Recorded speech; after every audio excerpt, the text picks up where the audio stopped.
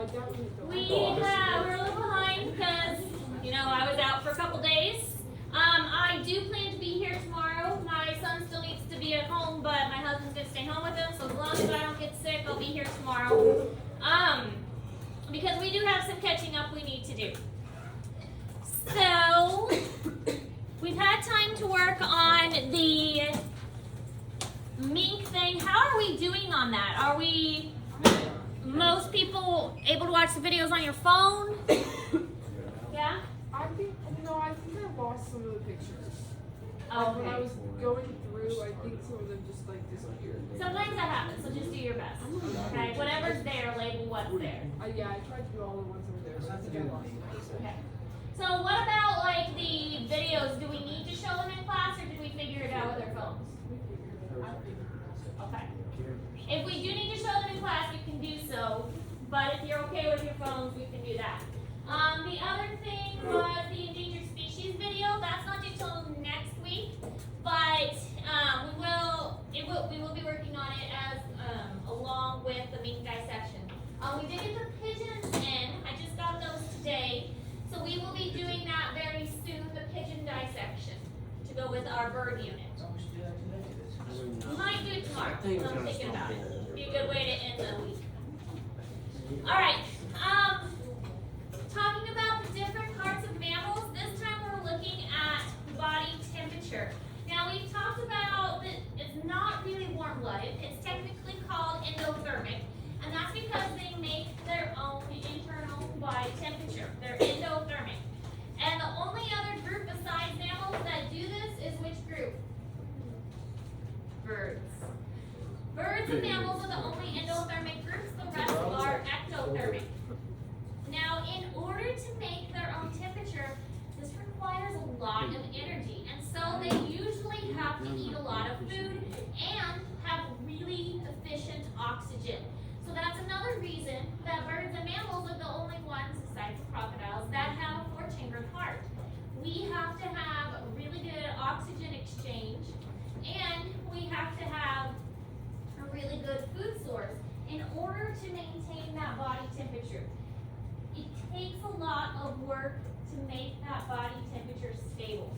It takes even more work for smaller animals. So things like rodents or really tiny birds like the hummingbird, they have to eat even more, and their heart has to beat really fast in order for them to get the nutrients that they need and get the energy that they need to maintain that body temperature.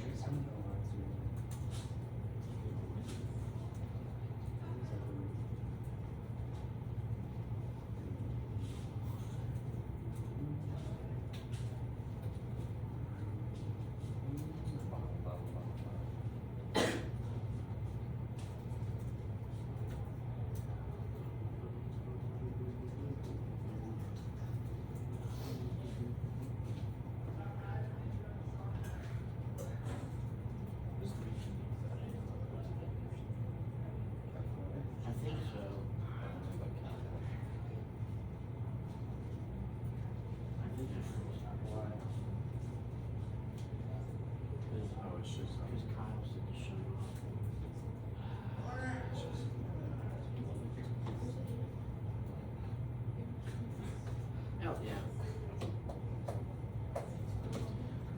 What does it say?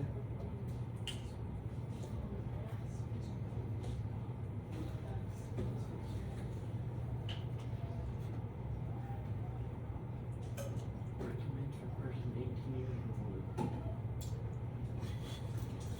Okay, so this shows just kind of a comparison of warm and cold-blooded.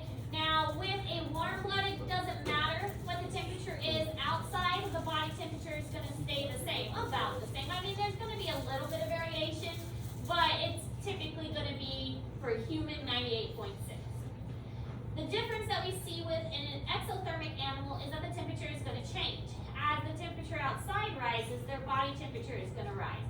So this is an exothermic animal, and this one is an endothermic animal. Now, the other thing I was mentioning was that they have to have a really efficient amount of oxygen. So the lungs have a large internal surface area that aids in the exchange of oxygen across carbon dioxide. By having a large surface area, that means that there are more places that oxygen can be absorbed and carbon dioxide can be released back into the atmosphere. Our breathing is aided by the diaphragm. We are the first group of animals that have a diaphragm. Birds do not. That diaphragm is a curved, flattened muscle that's right underneath the lungs and right on top of the liver. The diaphragm is curved upwards, so when it contracts, it pulls down. And that's going to create a vacuum effect that's going to suck the air into the lungs. So when the diaphragm relaxes, since it's curved, it pops back up and it pushes the air out of the lungs. So it's really that diaphragm that's aiding in most of our breathing abilities. The birds had those sac lungs where the air flowed in one direction, and their lungs were the most efficient, even better than ours, because our lungs does have that stale air that sits in it to keep it from collapsing, but birds constantly have a supply of fresh air that's coming in through those air sacs. Is Liz happy today? She was very angry that day. Yeah, we got Liz up. Who wrote the note? First hour, apparently. She looked very, very angry that day. Really? Oh, we got her. He seems fine. No, the day Yeah. before. Yeah. She was like, Yes. darn. He's constantly in seal flux. What? I don't know why. Oh, yeah. Maybe it can sense the temperature changes too. Probably can. That's probably a lot of it.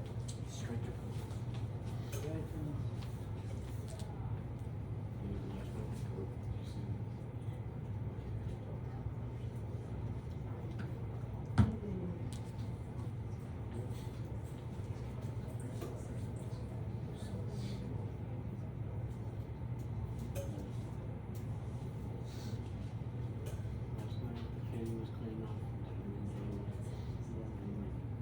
Hunter was like, I said, Kenny to come back here? I'm there. I was like, why? I see him chucking full glasses of soda into the trash. And I'm like, yeah, that's a problem. I was like, Kenny, Hunter needs to come to you. Are you talking about cups or Like cups, like full. instead of cup? Yeah. Even if there's like just like ice in the dial. I just throw it in the trash. I just kind of Okay, so the lungs of mammals contain, it looks like little grapes, but they're alveoli. The alveoli are little air sacs, kind of bubbles that are inside the lungs, and they have one cell layer thickness, so they're very, very thin. And that's good because the oxygen can go back and forth across that membrane without much trouble. And it provides a very large surface area, so a lot of that oxygen can get exchanged very quickly. The surface of them is layered with capillaries to help get that blood, or that oxygen into the blood. The more active the mammals are, usually the alveoli are smaller and more numerous, and this is going to increase the surface area even more. You won't be able to see the alveoli when we dissect the mink. The lungs are actually a pretty firm structure because these alveoli are compacted so densely together. The lungs aren't hollow or tiny like we saw in the frog. I guess it was the last dissection we did. The frog lungs, we had to like dig up there and they were really small. But it's not going to be the case with the mink. We will probably do the pigeons tomorrow. That'd be a good way to end this week. Pigeon dissection. Yeah. How big are the pigeons, like I regular? don't know, I haven't seen them yet. pigeon But size? I think they'd be regular pigeons. Okay. I didn't know if they were like special. Well, one year we ordered chickens at my old school, and they were like this big. They were little chicks, and we were expecting chickens, but they were like super tiny. We dissected them anyway, but it was really hard to see stuff. Dissecting chickens. Dude, you know some of the gross things you find in When you don't read the fine print on what size they are. We also got lizards, and the lizards, like the thing said they were like 8 inches. I was like, oh, that's decent size. It was 8 inches plus the tail. The lizard was like that big, and so we were like trained it. They're so gross. Lizard. So bad. Was Liz the lone survivor? No, the lizards we used were something called anoles, which we should have known that those are going to be small. Anoles are pretty small.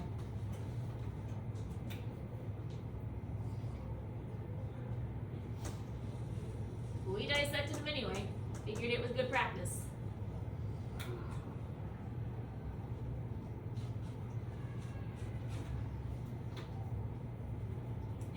Alright, so the four-chambered heart, we have a septum here in the center that divides it, and so oxygen blood is going to come one way and deoxygen blood is going to be on the other side.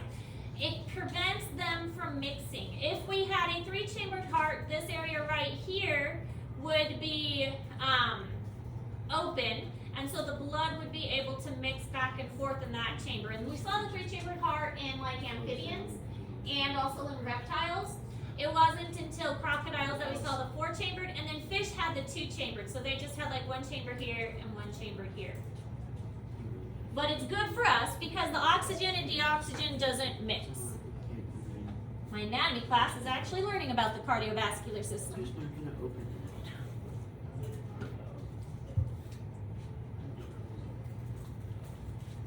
It's like that text we got when we ran out of cheese. Oh, it was so clutch.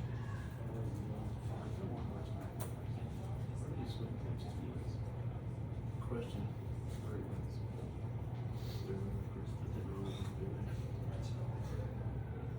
I think she's been meaning. She's basically, she's talking this. Yeah.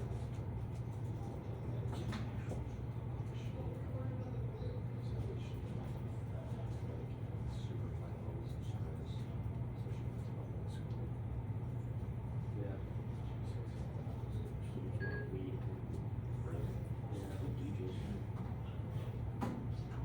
DJ said that? How did he know? You're so hard. Yeah, he's so I don't know. He's also related. Yeah.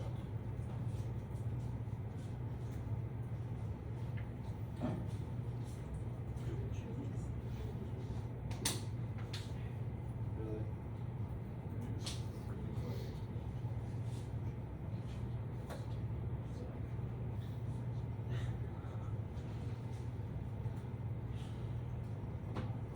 Okay, so this is in Google Classroom, and it shows the different chambers of hearts, just like we were talking about.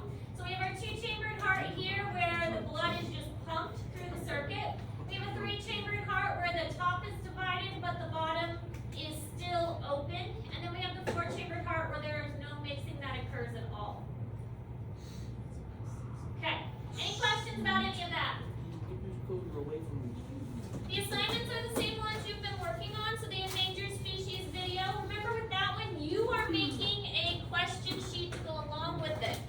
25 questions, I think that's what it was, 25 questions.